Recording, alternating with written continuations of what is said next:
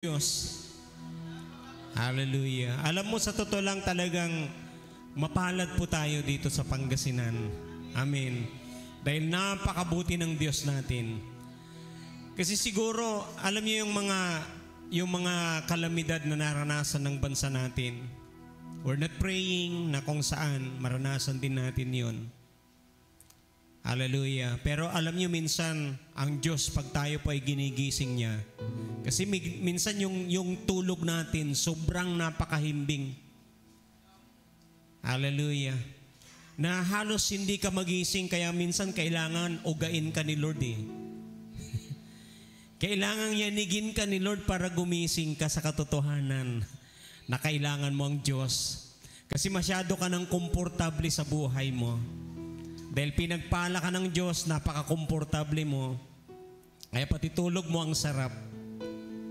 Hallelujah. At ginigising ng Panginoon ang ating pong bansa. Amen. Hallelujah. Kaya napakabuti talaga ng Panginoon. We're talking about these things na kung saan nangyayari sa bansa natin. And sabi nga ng isang pastor, kung pwede lang panalangin na dumating ulit dito sa dagupan, sabi niya.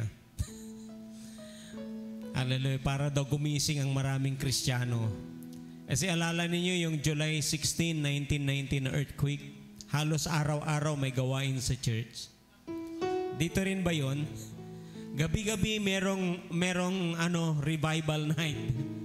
At yung mga tao nung time na yun, nung doon ako sa Pugaro, kasi high school pa lang ako noon. Kasi yung parang ang alam ko, maalala ko, kalahati lang ito yung dingding Parang doon sa Pugaro din ito Yung kalahating dingding na yan, nung mga time na yun, puno na sa loob ng church. Puno na yung lahat ng upuan, napnula. Agla makalob sa to, ang puta-putang, mong natanta wala aircon. Nansaman, hanggang electric pan ni amod saman, 1990, halos hangga po ni. Di ba? Ang putang yamong, dahil siyempre ito, saksakan. Hanggang po niniro nga, nakalagay lang. Aram akasapat-sapat na di man na may dingding kapal daw may dingding. Hanggang po kinto, diot tagay. Hanggang di matpaway, waman nira nakakalagay kalamurya, uunlay church kalamurya, mandadayod sa Diyos siya katawan. So, yun po yung nangyari, yung senaryo ng time na yun. Pero alam niyo po ba, alam ng Diyos kung sino talaga yung totoong worshiper sa Kanya. Amen. Hallelujah. Dahil sabi ng salita ng Diyos that the hour cometh when the true worshipers will worship the Father in spirit and in truth. Yung iba nag-worship lang dahil natatakot. Di ba? Hallelujah. But the true worshiper, hallelujah, kahit anumang panahon, nandyan yan. Wala yata akong kausap sa umagang ito. Amen. Kahit umuulan, kahit walang ulan, napapanahon, sabi ng salita ng Diyos, nandyan sila. Hallelujah. Dahil totoo silang nagmamahal sa Diyos. Pwede bang palakpakan mo ang Diyos sa buhay mo kung ikaw yung totoong nagmamahal sa Panginoon? Hallelujah. This morning, gusto kong pag-usapan po natin yung grasya ng Panginoon. It's all about the grace of God. It is found in the book of Ephesians chapter 2, beginning verse 8 to 9. Sabi niya doon, for by grace we are saved through faith. And that is not of ourselves. Somebody say, it is not of ourselves. It is the gift of God. Hallelujah. Not of works, sabi niya dyan, so that no one can boast. Hallelujah. Pang sa gayon, wala daw tayong maipagmamalaki. Ang kaligtasan natin, hallelujah, kung anuman yung meron tayo, hindi lang kaligtasan. Dahil even Paul, sabi niya, I am what I am because of the grace of God. Kung ano ako ngayon, kung anuman yung meron ako ngayon, ang lahat ng yan, sabi ni Paul, grasya ng Diyos. Hallelujah. Kaya wala tayo talagang may pagmamalaki sa buhay na ito, kapatid. Hallelujah. I thank God dahil alam niyo po ba, kahit ako ngayon is standing right in front of you, it is all about the grace of God. Hallelujah. And without the grace of God, hallelujah, maaring hindi ako makatayo ngayong umagang ito. Amen ba yun? We are not here this morning, hallelujah, kung wala yung grasya ng Diyos sa buhay natin. Another verse, sabi po niya dyan, Now we believe it is through the grace of our Lord Jesus that we are saved just as they are. Hallelujah. Kung papaano daw na merong kaligtasan yung mga hinirang ng Diyos, the Israelites people, sabi ni Paul, we believe it is through grace of our Lord Jesus that we are saved. Hallelujah. Pansinin po niyo, sabi niya doon, we are saved. Tapos na. Hindi ka lang ililigtas ni Lord, ligtas ka na. Kaya dapat naiintindihan po natin kung ano yung buhay meron tayo sa umagang ito. Hallelujah. Hindi ka lang ililigtas ni Lord, ligtas ka na. Hallelujah. Yung iba natatakot, Lord. Hallelujah. Meron ba talaga akong kaligtasan? Hindi pa sila nakatitiyak sa kanilang kaligtasan. Sabi ni Paul, hallelujah, naniniwala tayo na dahil sa biyaya ng Diyos na ating Panginoong Yesus, tayo ay naligtas na. Hallelujah. Gaya nila. Hallelujah. Amen. Gaya nung kanilang paniniwala. Yung iba, hallelujah, sinasabi nga nila, pumasok ka lang sa kanila, ligtas ka na eh. Tapos ikaw na totoo, alam mo kung ano yung buhay na meron ka. Hallelujah, you have accepted the Lord Jesus as your Lord and Savior. Pero minsan nag-aalinlangan ka. Hallelujah, you have to believe the Word of God. Ligtas ka na. At dahil yan sa biyaya ng Diyos, sabi niya, and all are justified freely by His grace. Woo, hallelujah, we are justified. Hallelujah, pinatunong tayo na sa Diyos siya katawan. Labay ton salitaan, amay bilay tayo, nunang nangan tayo at ag tayong balot, amay manapugod sa Diyos siya katawan. We're not worthy because we are sinners. Pero sabi ni Lord, you are justified freely. Hallelujah. By the grace of God through the redemption that came by Christ Jesus. Hallelujah. Dahil yan sa ginawa ng ating Panginoong Kristo, none of us, hallelujah, it is all about Him. Hallelujah. Kaya nga wala tayong may pagmamalaki na sabihin, Lord, hallelujah, there are sometimes na kahit Kristiyano lang, sa ikonto ni, I've earned what I have. Kung ano man yung meron ako ngayon, pinaghirapan ko yan. Pinaghirapan ng pamilya ko yan. You have to understand, hallelujah, it is all about God. It is all about the grace of God. None of us this morning, it's all about Him. Hallelujah. Noon to'y karakop na bilay mo natan, aliwan lapod irap mo, tangga noon to'y irap mo, nang ngapoy grasya na katawan at bilay mo. Hallelujah. You can never be somebody before God. Hallelujah. Ang ganon tigawan mo nang nga may grasya na katawan. Hallelujah. No, minsan santa tayo, hallelujah, may biskog tayo. No, akinat wala tayo, doon yan kipapasan. No. No, inalan na katawan tayo biskog mo ay. Ang gapong balot sa may na ipagmalakim. Hello, you thank God, hallelujah. You have the strength na kung saan, hallelujah, makapag-work ka pa. Hello. Kaya napakahalaga na kung saan kahit yung buhay natin, ingatan natin dahil ay biyayang galing sa Diyos. Pwede bang palapakan natin ang Diyos? The grace of God. Ano nga ba itong grasya ng Diyos na sinasabi niya? God's grace is the unmerited favor and kindness of God towards humans, which is a central concept in many religions. Sa napakaraming mga reliyon, sabi niya, ito yung konsepto ng paniniwala. It is all about God's grace. Sabi niya, it is seen as a divine gift. Somebody say, divine gift. Hallelujah. Pag sinabi natin na divine, it is only come from God. Walang ibang pinanggalingan kundi sa Diyos. Freely given. Sabi niya dyan, freely given that includes forgiveness, help in overcoming sin, and the ability to achieve spiritual growth and salvation.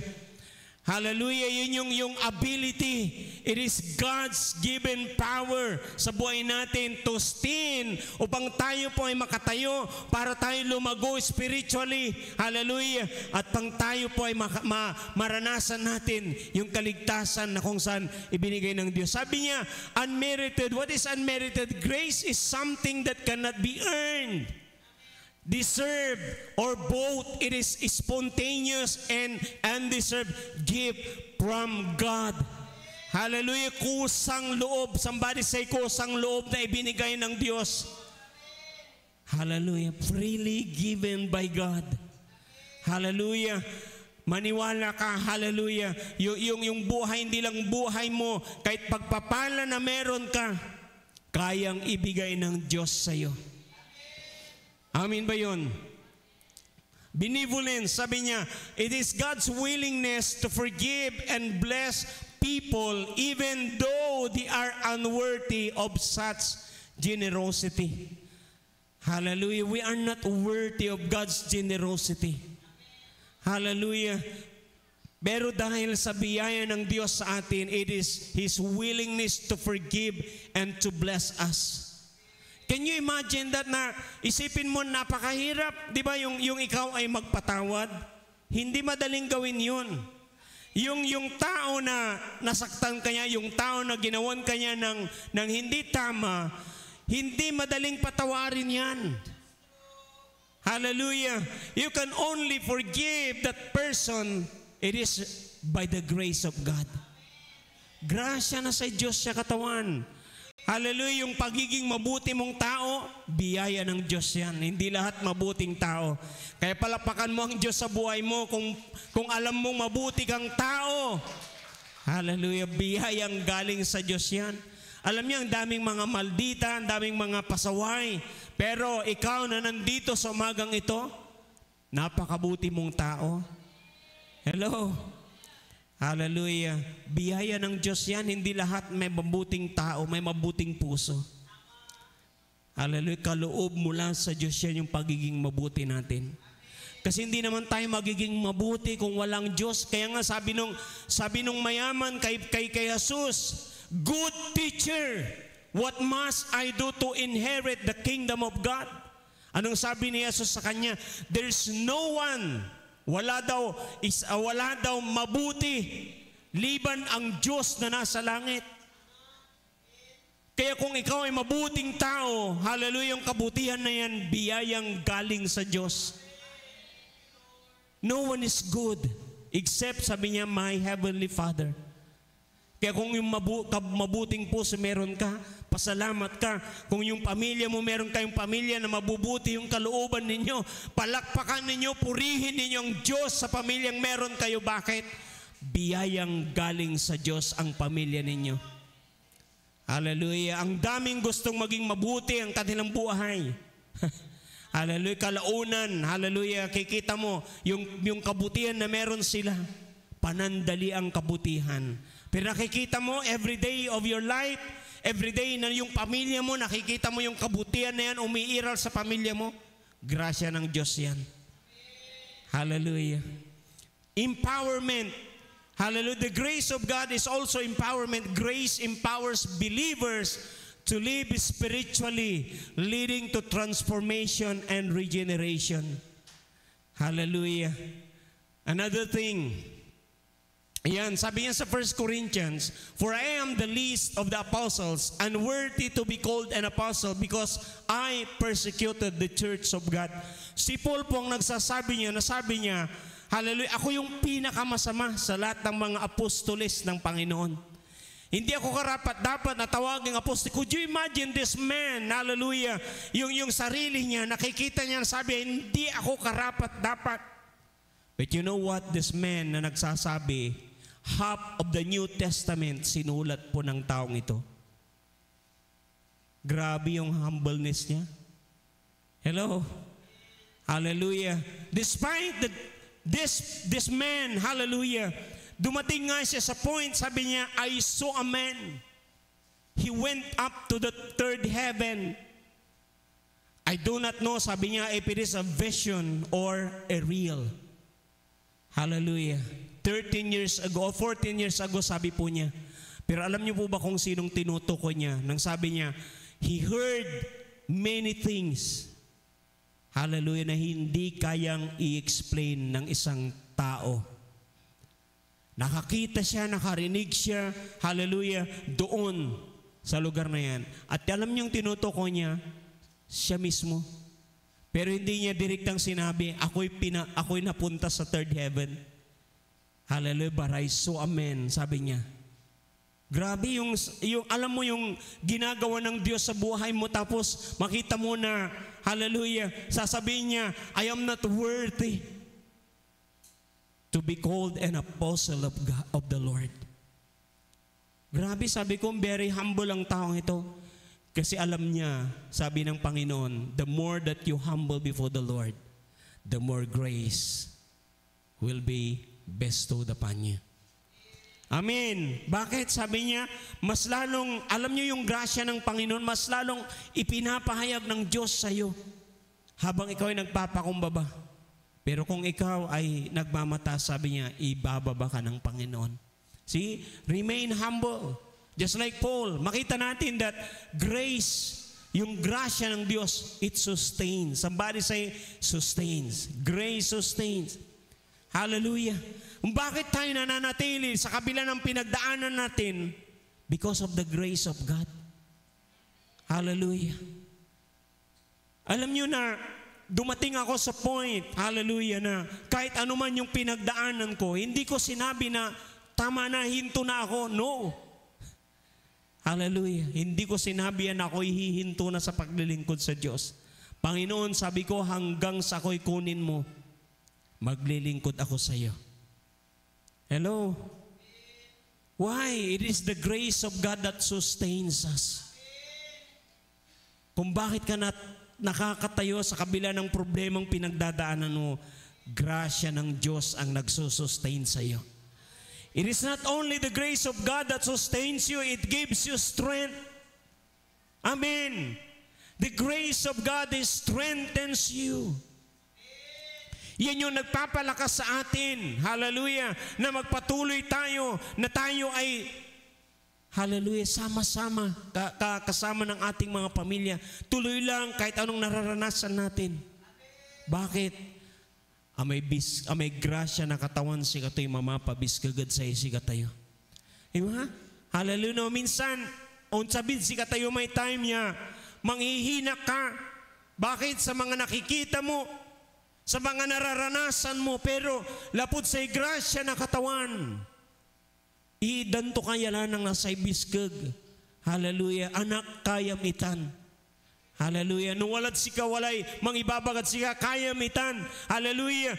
God uses that person to strengthen you because God's grace in your life ay nandyan. Hallelujah. At hindi ka pababayaan ng Diyos. Amen. Hallelujah. Sabi niya dyan, grace is not an excuse to live in sin.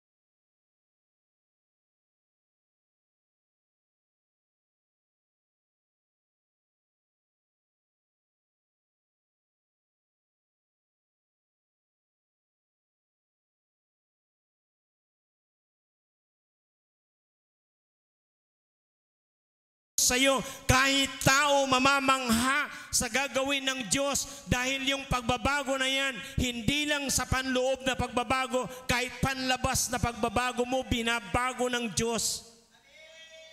Hallelujah. Dapat yun yung nakikita sa atin. Sabi niya, but by the grace of God, I am what I am. And His grace toward me was not in vain. Hallelujah. Si Paul sabi niya, I am what I am because of the grace of God. And that grace is not in vain, sabi ni Paul. Hello? Sa buhay kaya natin, mga kapatid, hallelujah, yung biyaya na yan ng Diyos sa buhay natin. Masasabi din ba natin na the grace of God was not in vain in my life? Nakikita mo yung pagbabagong ginawa ng Diyos. Sabi ni Paul, I am what I am. Babasahin mo kung ano yung ginawa ng Diyos sa buhay ni Pablo, hindi ganun kasimple yung pinagdaanan ng taong ito. Hallelujah. Kung ano yung iniwanan niyang buhay sa buhay na meron siya dahil kay Kristo. Hindi ganun ka-ordinaryong pinagdaanan ng taong ito. Pero sabi ni Pablo, I am what I am because of His grace. Amin ba yun? Kaya kahit anuman yung achievement mo sa buhay, kahit gaano kakatalinong tao, hindi ka naman ipinanganak na matalino ka agad eh. Tama o mali? Hallelujah. Wala namang ipinanganak dito na pagkasilang sa kanya, na-detect kagad na meron siyang 300 IQ. Wala. Hallelujah. Sabi nga ni Job, ipinanganak ako sa mundong ito na hubot-hubad, walang-wala. Walang-wala ka nung isinilang ka dito. Hallelujah. And look at you now. Hallelujah. It is all about by the grace of God. Hallelujah. Alam mo yung transformation na gagawin ng Diyos sa kaiba. Alam nyo, there's one time, hallelujah, si Jennifer, ano ang pangalan yung ate mo pala yan? si Giselle. Hallelujah. Pwede mong patas ang kamay mo, anak. Ayan. Yan si Giselle. Hallelujah. Ilan kayong magkapatid, anak? 8. Ilan na sa inyo ang nagtapos na magkakapatid? Meron ng 4 na nagtapos sa kanila. Alam niyo, sa totoo lang, batang-bata pa si Giselle. Ilang taon ka na ngayon, Giselle? 26. Hindi ko alam kung ano yung mga ilang taon ka nung pumupunta kami noon sa bahay nyo. Elementary ka pa lang noon. Hallelujah. Kita ko rin yung buhay nila nung mga time na yon. Grabe po ang hirap din ng buhay nila. Kaya pinagdaanan ninyo, sina Brother Doming. Hallelujah, dyan sa baybay. Kita nyo yung mga buhay niyo dati sa pamilya nila, Brother Raymart. Alam niyo yung ginagawa ng Diyos, hallelujah, yung ginagawa na pinagpapala kayo ng Panginoon. Hallelujah. It is all about the grace of God in your life. Mahihiyak ka sa kalagayan ng buhay nila, but look at them now. Hallelujah. You can say na kung saan, I am what I am now because of the grace of God. Amen. Huwag mong sasabihin na, I am what I am now. Hallelujah, dahil sa aking galing, no. Dahil napakagaling ni Lord sa buhay ninyo. Palapakan po natin ng Diyos. Napakagaling po ng Diyos. Ito po sabi ni Paul, on the contrary, I work harder than any of them, though it was not I, but the grace of God that is with me. Hallelujah. Medyo kumambyo si Paul eh. Sabi niya, but I work harder, more, sabi niya, than any of them. Tinutuko niya, yung mga naglingkod sa Diyos, mga disciples din, bakit? Hallelujah. Who brings the good news. into all the world. Nag-travel ang taong ito para ibahagi ang salita ng Diyos. Ang daming bansang pinuntahan ni Paul para ibahagi ang salita ng Diyos. That's why sabi niya, I work harder than any of them. Bakit? Hindi lang yung pagbebiyahe ang kanyang sinakripisyo, pati buhay niya. Bakit sa lahat ng bansa, lugar na kanyang pupuntahan, pinakukulong siya, binubugbog. Hallelujah. Pati kamatayan nag-aantay sa kanya. Pero bakit hindi siya mamatay-matay? Alam niyo, hallelujah, when I found out, hallelujah, bakit itong si Pablo, papatayin na lahat-lahat, hindi mamatay-matay, sabi ni Lord sa kanya, hindi ka pa mamamatay. Bakit? Hindi pa tapos si Lord sa buhay niya eh. Hindi pa tapos yung misyon na pinapagawa ni Lord sa kanya. Sabi ni Lord, pupunta ka pa ng Roma. Hallelujah. Bakit? May purpose si Lord. Gusto ni Lord mahayag yung kanyang pangalan sa bansang Roma. Hallelujah. Kaya, kung bakit nandito pa tayo ngayon, may purpose pa si Lord sa buhay natin. Amen. Balbalag sa say grasya ng katawan. I work harder, sabi ni Paul. Kaya sabi niya, because of grace, walang Kristiyano daw natamad. Amen. Hallelujah. Ay, alam nyo yung talagang tayo pa ay nag-e-effort sa ginagawa natin. We work it for God's glory. Amen. Hallelujah. At wala ding Kristiyano na kung saan talunan. Pwede bang palakpakan mo ang Diyos dahil mananagumpay ka sa umagang ito? Because of the grace of God, walang Kristiyanong talunan. Hallelujah. Ramdam mo at nakikita mo sa buhay mo na kung saan pinagpapala ka ng Diyos, pinagtatagumpay ka ng Diyos. Hallelujah. At dahil yan sa biyaya ng Diyos sa buhay mo. Tempo natin ito ng mga tao na kung saan na-obtain nila yung grace ng ating Panginoong Diyos.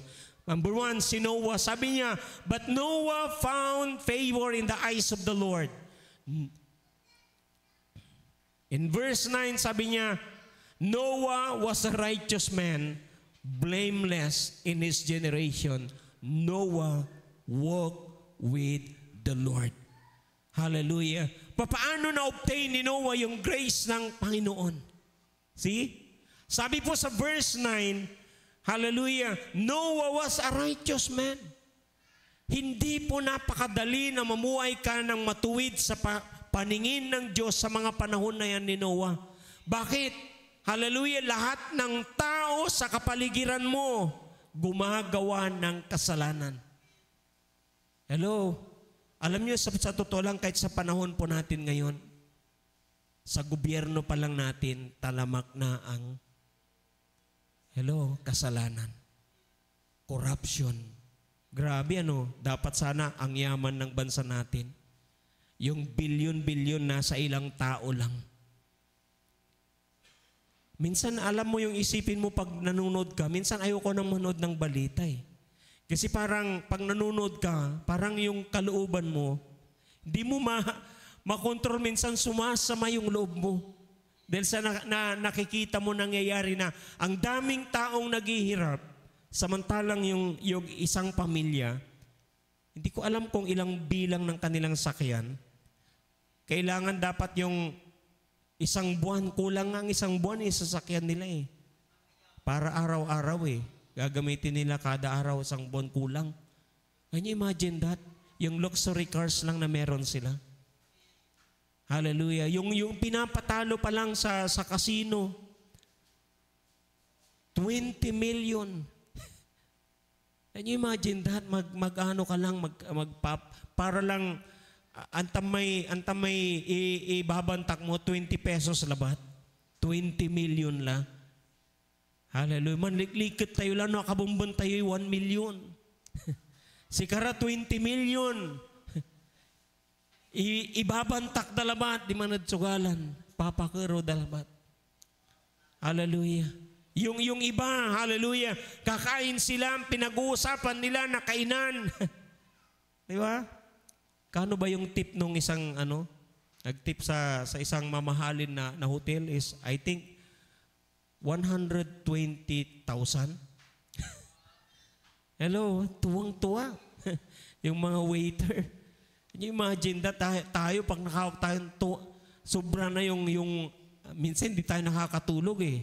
Dahil sa katuwaan natin, sila parang wala lang. Hallelujah. Kaya alam natin, yung nakikita natin na nangyayari sa paligid natin, it is a sign, sabi ng Diyos, na we are living in the last days. But we thank God, hallelujah, dahil ang grasya ng Diyos sa buhay natin, nararanasan natin kasama ng ating mga pamilya. Amen. Hallelujah.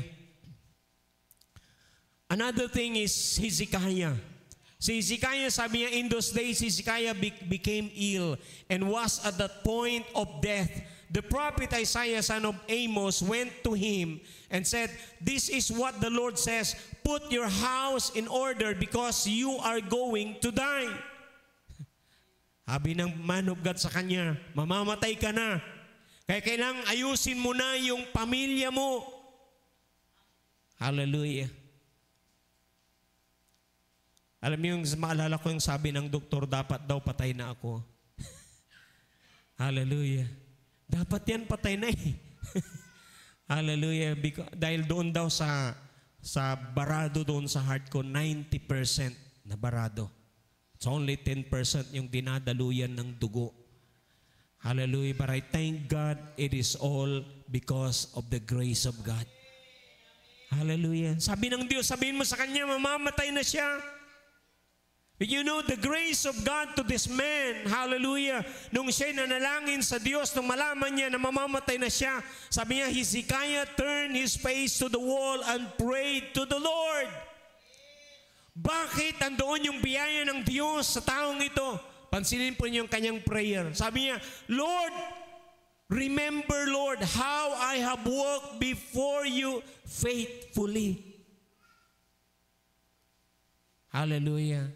Pwede mo kayang sabihin kay Lord, hallelujah, na kung saan, Lord, Panginoon, alam mo na naglingkod ako sa iyo ng tapat. Kaya mo bang sabihin kay Lord yon? Sa buong buhay mo na naglingkod ka kay Lord? See, this man, hallelujah, nasa harap ng kamatayan, nanalangin sa Diyos, sabi niya, Lord, remember how I walk before you faithfully. Sabi niya, and with wholehearted devotion. Ano pang sabi niya? And have done what is good in your eyes. Hallelujah. Alam mo, Panginoon, yung mga kabutiang ginawa ko, nakita mo yun. Hallelujah. And you know what? Dahil doon sa ginawa ng taong yan, anong sabi ng salita ng Diyos? Before Isaiah had left the middle court, the word of the Lord came to him. Sabi ni Lord, bumalik ka. Sabihin mo, hallelujah, ano yun? Ano yung sabi? Ang sabi ng Lord sa kanya, this is what the Lord, the God of your father David says, I have heard your prayer and seen your tears. Hallelujah. Ano ba yung prayer niya? Napakasimple lang yung prayer niya. Ipinaalala lang niya sa Diyos kung ano yung kanyang ginawa habang siya'y naglilingkod sa Panginoon. Hallelujah. At anong sabi ng Panginoon? I will heal you. And on the third day from now, you will go up to the temple of the Lord. At ito pong nakakamangha kay Hezekiah. Nung sinabi ng Lord sa kanya, mabubuhay ka at iyan ay mangyayari sa 3 araw. Alam niyo ang sabi ni Hezekiah kay Lord, Lord, papaano ko malalaman na ako nga ay mabubuhay at hindi mamamatay? Ano ang palatandaan? Nanigurado pa siya, Madam Nora. Hallelujah. Sigurista siya kaya sabi nga ni Lord, dadagdagan ko pa ng 15 years yung buhay mo. Hallelujah.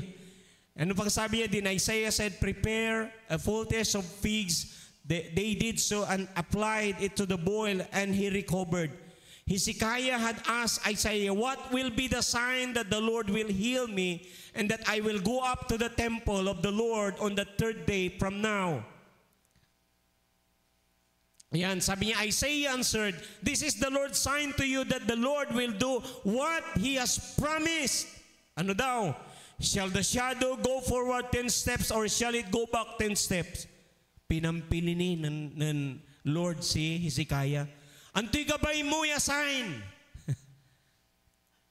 Anto'y konto? Hallelujah. Amay aninom. Anto'y gabay mo. Forward, 10 steps forward or backward. Aba nanunot ya moong si Hezekiah. No forward. Normal ba? Taman po forward mo may agaw. Hello? Katon amay anino to. It's forward. Kaya sabi niya, anong sabi ni Hezekiah? Hallelujah. Then the prophet Isaiah called to the Lord. Ano sabi? It is simple matter for the shadow to go forward 10 steps. Hezekiah said, rather have it go back 10 steps. Gusto ko bumalik. Hallelujah. Bumalik yung, ibig sabihin, alam nyo yung babalik yung araw? Imbis na pa, yung araw mula doon papunta dito, yung araw papunta doon. 10 steps backward. Bakit? Sabi ni Hezekiah, aliwan normal niya. Hello? Hallelujah. Can you imagine, pwede pala na humingi ka ng isang bagay na napaka-imposible sa Diyos. Hallelujah. Bakit? Pag alam mo na kung saan sa buhay mo, sabi na Isaiah, Lord, you know how I serve you faithfully. You know, Lord, hallelujah, how I wholeheartedly, hallelujah, give my life to you. And Lord, you know, hallelujah, kung ano yung kabutihan na ginawa ko. Alam mo yun, Lord. Tayo kaya, meron kaya tayong pwedeng sabihin kay Lord, Lord, alam mo yung kabutihan ng puso meron ako. Siguro yung iba pwede pa yung kabutihan. Yung wholeheartedly kaya. Di ba? Hallelujah. Yung faithfully kaya, baka kanta lang yun. Can you imagine that? Hallelujah, na merong tao na magsasabi kay Lord, Lord, how I faithfully serve you. Kaya pinaranas ni Lord yung biyaya niya sa taong ito. Sige. Hallelujah. Bibiyayaan pa kita ng 15 years na mabuhay. Hallelujah. Alam niyo, sabi nung doktor kay Pastor Danny, yung inilagay ko na stent sa heart ninyo, it took 20 to 25 years bago mag-expire. Hallelujah. Sabi ko kay Lord, Lord, okay na sa akin yun. I'm praying, Lord, na, alam niyo yung prayer ko kay Lord, hallelujah, marating ko lang yung 70. Hallelujah. Nagpapasalamat na ako kay Lord. Kaya, grabe yung grasya ng Diyos sa buhay natin. And the last, ay hindi pa ito huli, si David pa ito. Si David, alam po natin yan, na meron siyang nagawang kasalanan sa Diyos. Alam na po natin yung kwento niya. At alam niyo dun sa kwentong yun, nung siya ay nagkasala, kinuha niya yung asawa ni Uriah, si Bathsheba. Sabi niya, nag-text sa kanya si Bathsheba. Hallelujah, nagpadala kasi siya ng message, sabi niya, buntis ako. Alam niyo, para i-cover up ni David, to make a long story, para i-cover up ni David yung kasalanan na ginawa niya, ang ginawa niya, pinatawag niya si Joab, sabi niya, pauwiin mo si Uriah at maligo siya. Bakit? Ang gustong gawin ni David, pinauwi niya, at saka ang ginawa, gusto niyang gawin ay sipingan niya si Bathsheba para akala ni Uriah siya ang nakabuntis sa kanyang asawa. Pero alam niyo po ba ang ginawa ni Uriah? Umuwi nga siya, pero hallelujah, hindi siya umuwi sa kanilang bahay. Nag-stay siya doon sa pintuan ng bahay ng hari. Sabi ni David, nagulat siya nang sinabi ng mga tao, hindi umuwi sa bahay si Uriah. Nandito siya. Bakit hindi ka umuwi? Pinapauwi kita. Kasi nga, yung report napakaganda na kung saan safe naman and secure kahit merong labanan. But you know what? Hindi umuwi si Uriah. Sabi niya, alam mo mahal na hari, hallelujah, hindi ko kailangang umuwi sa bahay. We need to protect you as our king.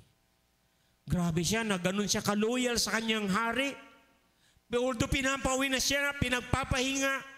Aba siguro kung ikaw yun, pauwiin ka, excited ka. Di ba? Lalo na labanan yun. Pwede kang mamatay sa labanan, pinapauwi ka, at least safe ka sa bahay. Hindi pa rin umuwi. Hallelujah. The following day, ang ginawa ni David, dahil hindi nga umuwi si Uriah, pinainom niya, nilasing niya ito. Di ba, pag lasing, sigurado minsan may mga lasing, maghahanap. Siguro na kung pwedeng mangulila sa asawa, pero alam niyo po ba, kahit lasing, hindi pa rin umuwi. Anong ginawa ni David? Ang ginawa niya, tinawag niya si Joab, sabi niya, ilagay mo si Uriah doon sa front line para siya ay mamatay. Talagang sabi niya yun, para mapatay siya. Kaya sabi niya, pagkainitan na ng laban, iwanan ninyo siya. Tingnan niyo yung ginawa niya. Talagang gagawin niya, ipapapatay niya eh. So anong nangyari? Tumika lang story short, namatay si Uriah. At dumating ang man of God, hallelujah, nasabi ng Diyos sa kanya sa pamamagitan ng man of God, alam mo, may kwento, may isang lalaking mayaman at itong lalaking ito, napakarami niyang alagang hayop. Ang dami niyang kahayupan. Hallelujah. At meron namang isang lalaki na meron lang siyang isang alagang, isa lang na babaeng lamb. At alam niyo, merong bumisita sa kanya. Itong mayaman daw, may dumating na bisita.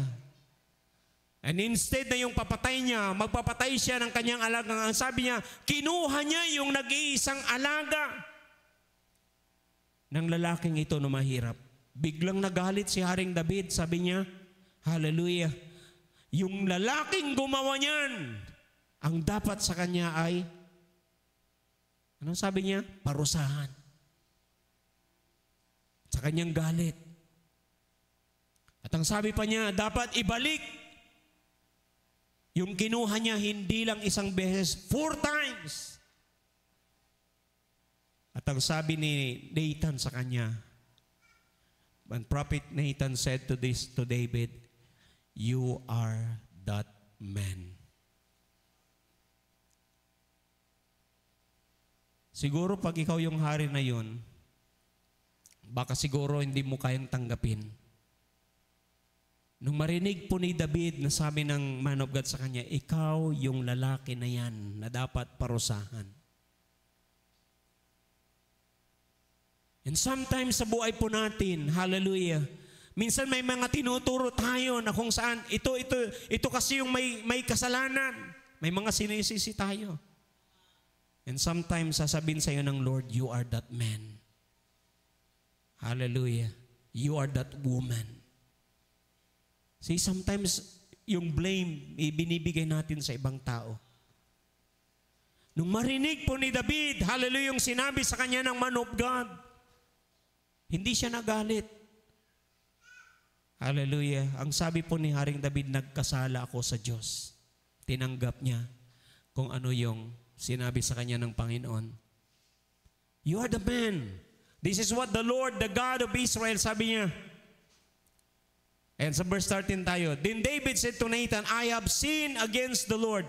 Nathan replied, the Lord has taken away your sin. You are not going to die. Bakit? Hallelujah, nung mga panahon pa na yan, alam natin na yung kasalanan na nagawa ni David ay kamatayan yung tong kaparusahan. Pero alam niyo po ba na sabi po ng Lord sa kanya through the man of God? Hallelujah. Anong sabi niya? Hallelujah. The Lord has taken your sin. You're not going to die. Bakit? Andoon yung grasya ng Diyos. Bakit andoon yung grasya ng Diyos kay David? Dahil alam natin si David, hallelujah, ang Diyos ay may covenant sa taong ito. Amen. Hallelujah. At tayo po ay merong covenant, hallelujah, mula sa Diyos. And that covenant that God has made, it is an unbreakable covenant. Hindi kayang mabali yung covenant na yan. Hallelujah. Dahil si Kristo ang covenant na yan, na yung covenant na yan, binayaran niya doon sa cross ng Kalbaryo. Hallelujah.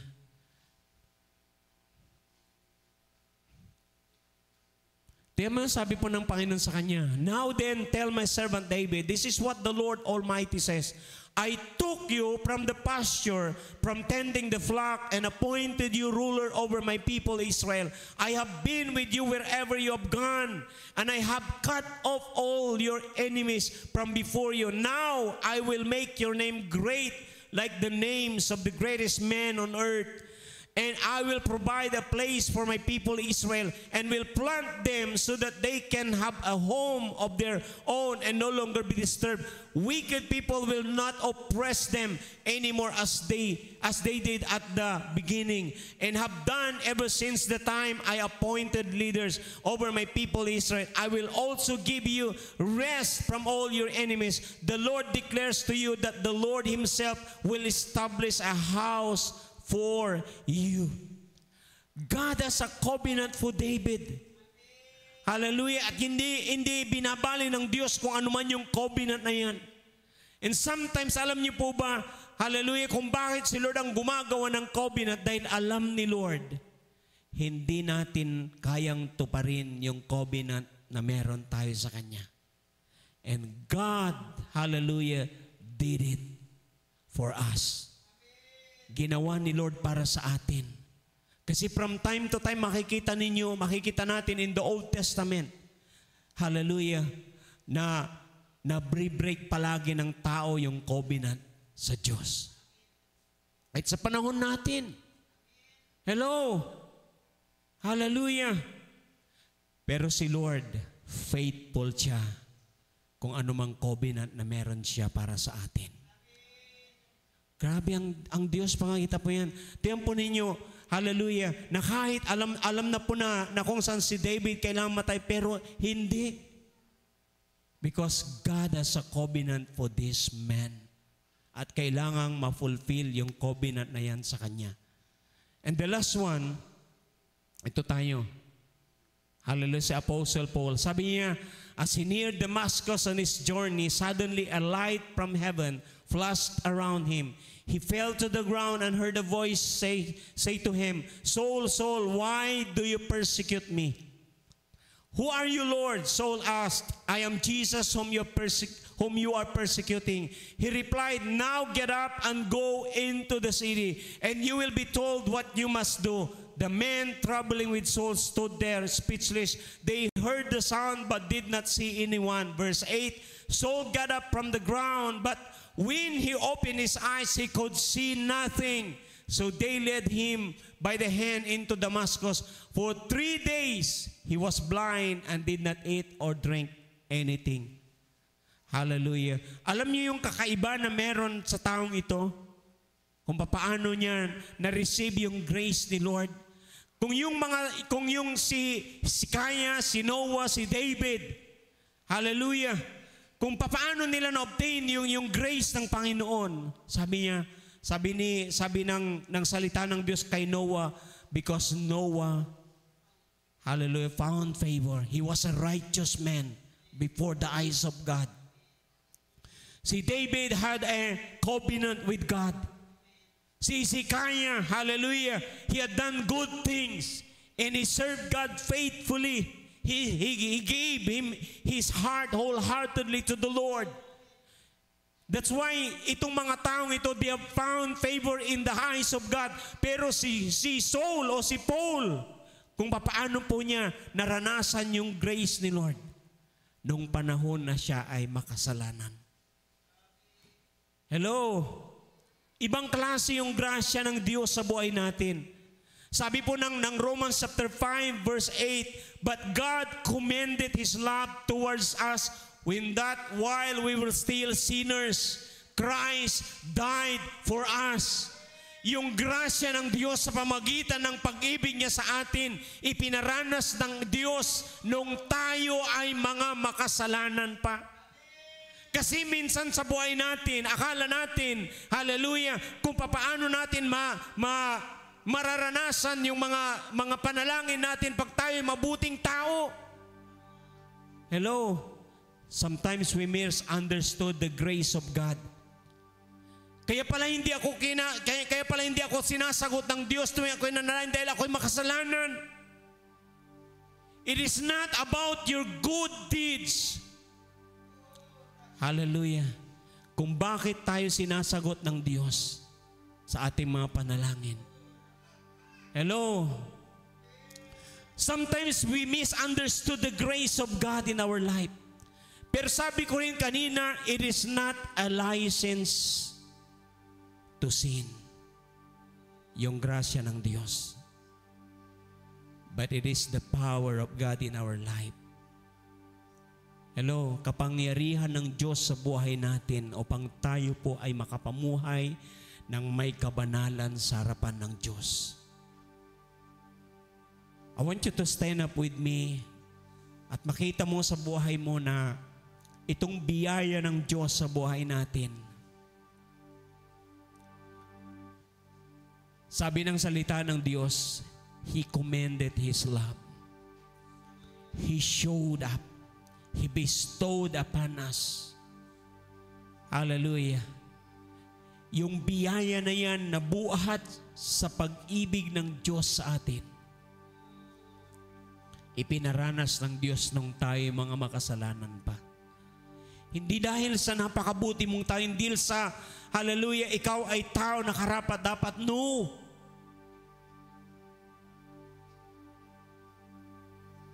Wala pong karapat-dapat sa harapan ng Diyos. Kaya nga pag tayo pa'y tinitignan ng Ama na nasa langit, yung grasya niya, and that grace is in the person of our Lord Jesus Christ. Si Jesus ang nakikita niya sa ating mga buhay. None of us. Gusto kong sabihin sa inyo, it's all about Him. It's all about Jesus. Hallelujah. He gave it all. Lahat ibinigay niya para sa atin. There was a song na sabi po ng kantang ito, You gave it all for me. Walang hindi binigay ang ating Panginoong Hesus sa atin. On our behalf, kailangan niyang mamatay doon sa cross. At yan ay napakalaking biyayang buhat sa ating Panginoon. Pwede bang pasalamatan mo ang Diyos sa buhay mo? Kung ano ka ngayon, kung anong meron ka ngayon, yung kalakasan mo, yung trabaho mo, yung talento mo, yung pamilya mo, yung bahay na tinitirhan mo, pasalamatan mo ang Diyos. Itiniisip mo na kahit yung tahanan na meron ka, hindi ka komportable, you have to thank God. Hallelujah. Dahil habang pinapasalamatan mo ang Diyos ay kumikilos at ipinapamalas niya yung biyayang yan para sa pamilya mo. Panginoon, sa oras na ito, O God, maraming salamat sa biyaya mo sa amin. Ano man yung meron kami, Panginoon, kung anumang katatayuan meron kami sa umagang ito, it is all because of you. Dahil yan ang sabi mo, Panginoon, we are saved by your grace. At wala po kaming may pagmamalaki, Panginoon. Anumang kabutihan meron kami, Panginoon, na tinataglay, yan ay kabutihang mula sa iyo. Anumang mga pagpapala meron kami, Iyan ay pagpapalang galing sa iyo, O Diyos. Kalakasan, kagalingan, hallelujah, pagpapala sa aming mga pamilya. Nakapagtapos ang inyong mga anak, biyayang galing sa Diyos yan. Nagkaroon kayo ng magagandang trabaho, biyayang galing sa Diyos yan. Kalakasan na meron kayo pang kayo makapagtrabaho, biyayang galing sa Diyos. Panginoon, maraming salamat sa umagang ito. Gaya ng sabi ni Paul, Panginoon, I am what I am because of your grace in our life. Maraming salamat, Panginoon. Naniniwala kami, Panginoon, patuloy mong ibubuhos ang biyayang yan sa aming mga buhay. Patuloy mong ipaparanas sa amin, Panginoon, O God. Kaya nang sabi mo kay Noah, Lord, did Noah found favor in your sight, O God? I know and I believe na patuloy namin na mararanasan, makikita namin, Panginoon, ang pabor na yan sa bawat araw ng aming mga buhay. Hindi kami magkukulang, Panginoon. At hindi rin namin sasayangin, Panginoon, ang pabor na meron kami sa inyo. Gaya ng sabi ni Paul, O God, the favor na meron siya, it was never be in vain, O God. Hallelujah. Magiging makabuluhan sa aming mga buhay ang iyong biyaya, Panginoon. At hindi lang, Panginoon, sa aming buhay, mararanasan din ng ibang tao ang biyaya mo na meron kami. Lord, I pray, O God, use our life, O God. Gamitin mo ang aming mga buhay upang ang biyaya ay makita, maranasan din ng ibang tao. Maraming salamat, Panginoon, O God, dahil naniniwala kami. Patuloy mong ipapahayag, patuloy mo, Panginoon, O God, hallelujah, pagkakalob sa amin, Panginoon, sa bawat araw, Panginoon. Mula sa iyong mga salita, O God. Hallelujah, Lord. Because of your grace, O God. Hallelujah. Lord, kami nagpapasalamat that every day of our life, O God, we have one blessing after another blessing. Dahil yan sa biyaya mo, Panginoon.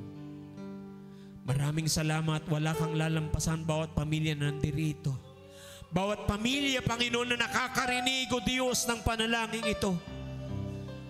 Hayaan mo, Panginoon, ang biyayang yan, Panginoon, mag-umapaw sa kanilang mga buhay, kasama ng kanilang mga tahanan, at maraming mga tao na nakapaligid sa kanila, mararanasan nila ang grasya mo, Panginoon. Salamat po, Lord. And at this point in time, O God, nais naming silyuhan ang mga salitang ito, Lord God, sa pamagitan, Panginoon, ng simbolo ng iyong katawan at ng iyong dugo. As we partake the communion, O God, bless, O God, every life, Lord God, na nandirito. Hallelujah.